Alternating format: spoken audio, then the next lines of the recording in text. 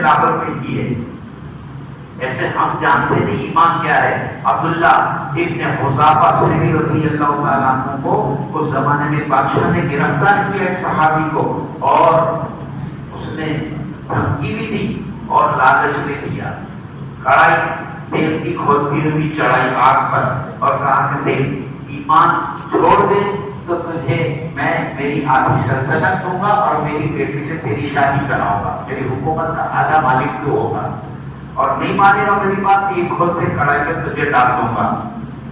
عبداللہ ابن حذافہ سہمی رضی اللہ تعالیٰ عنہ کہتے ہیں کہ آدھی سلطنت نہیں پوری دنیا کی سلطنت کا تو مالک ہو اور سب مجھے دے دے، تب بھی عبداللہ ایک پلک جھپکنے کے لیے بھی ایمان اس قیمت پر بھی نہیں چھوڑے گا.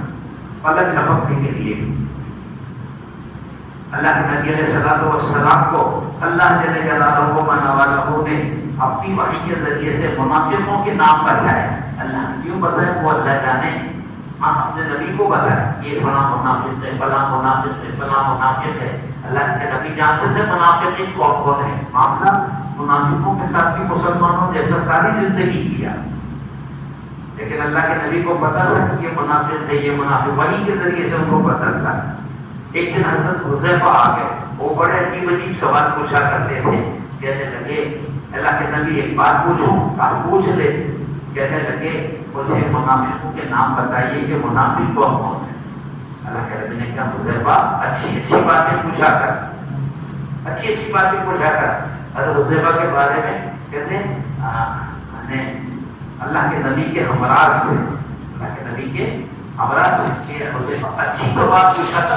جب پوچھتا ہے ایسے پوچھتا ہے. پھر اللہ کے نبی کی مصلحت سے اللہ کے نبی نے منافقین کے نام ہم کو بتایا، لیکن صحابہ میں سے کسی نے نہیں پوچھا اور انہوں نے کبھی کسی کو نہیں بتایا کہ منافق کون کون ہے. اور صحابہ نے بھی کبھی نہیں پوچھا کہ حذیفہ تو جانتا ہے منافق کون ہے بتا دے ہم کو، کبھی نہیں پوچھا. سب کا عمل، سب کا ایمان، سب کے اندروں کا حال اللہ کے حوالے. ہم اپنی زندگی کے مکلف اور ذمہ دار ہیں. میرا معاملہ اللہ کے ساتھ کیا ہوگا اس کی فکر کرنا. تو ایک دن حضرت عمر نے کہا کہ حذیفہ ایک بات کہوں، اپنے دور خلافت حذیفہ ایک بات کہوں. یہ حضرت عمر وہ ہیں جن کے بارے میں رسول اللہ صلی اللہ علیہ وسلم کہتے ہیں لوکانہ نبی من بعدی لکان عمر، میرے بعد اگر کوئی نبی ہوتا تو عمر ایسی اوصاف کے مالک ہیں کہ یہ نبی ہوتے ہیں. لیکن میرے بعد کوئی نبی نہیں، کوئی رسول نہیں جو نبوت کا رسالت کا دعویٰ کرے، وہ جھوٹا اور کذاب ہے. اللہ پاک نے اپنے نبی حضرت محمد مصطفیٰ صلی اللہ علیہ وسلم کو خاتم النبیین بنا کر بھیجا. اب آپ کے بعد کوئی نبی رسول قیامت تک نہیں آئے گا. کوئی کہے میں نبی ہوں، میں نبی ہوں، میں رسول ہوں، میں مہدی ہوں. بزرگوں دوستوں اپنے ایمان کو سودا نہیں کرنا. ہم علماء سے پوچھتے نہیں ہیں. نہیں تبلیغ کی 100 سال کی محنت میں یہ بات بھی ہم نے نہیں پیدا کی کہ علماء سے جڑے. تبلیغ میں ہم سے جڑو تو بہت اچھی بات ہے، لیکن دین علماء سے جڑ کے پوچھو. شریعت ان سے پوچھو، حلال حرام ان سے پوچھو، عقائد ان سے پوچھو. ہاں ضروری باتیں دین کی کیا ہے وہ بتائیں گے.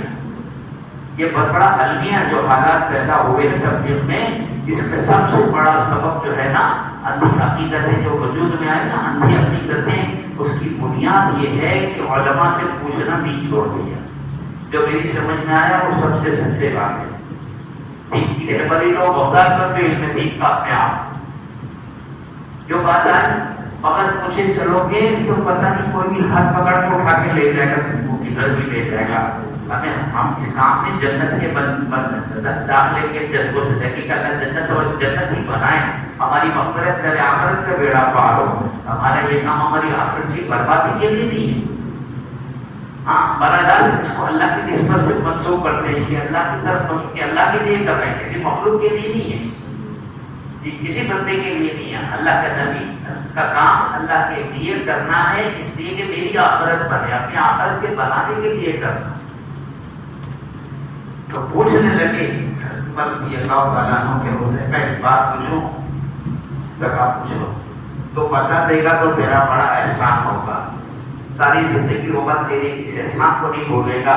وہ تو بتا دے تو تیری مہربانی. کیا بتاؤں؟ کہ جو منافقوں کے نام تجھے اللہ کے نبی نے بتائے ہیں نا، مجھے کوئی ضرورت نہیں کہ میں معلوم کروں منافق کون کون ہے. ایک بات بتا دے، تیری زندگی میں ایسا نہیں بولوں گا، وہ یہ ہے کہ منافقوں کی اسپیلنگ عمر کا نام تو نہیں ہے،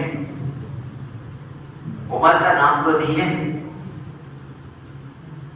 کیا مرتبہ ہے مناقب صحابہ کا باب جو محدثین نے حدیث کی کتاب میں مانتا ہے ابو بکر کے عمر کے فضائل کیا بیان کیے، ذرا معلوم تو کرو.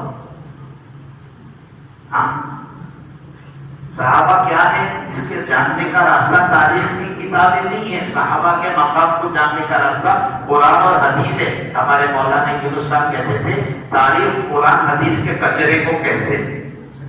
کچروں میں ڈھیر کر صحابہ کے مرتبہ کو مت تلاش کرو، بلکہ صحابہ کے مقام کو جانو. قرآن ان کے بارے میں کیا کہتا ہے، حدیث ان کے بارے میں، نبی جی ان کے بارے میں کیا کہتے ہیں. لفظ رسول بتائیں کہ صحابہ کا مقام اس بلند مقام پر قائم ہے. اور دل کب آ رہا ہے کہ عمر کا نام منافقوں میں تو نہیں ہے. میرے بزرگوں دوستوں، سب سے پہلی بیماری نیت کرو ایمان سمجھیں گے سیکھیں گے انشاءاللہ.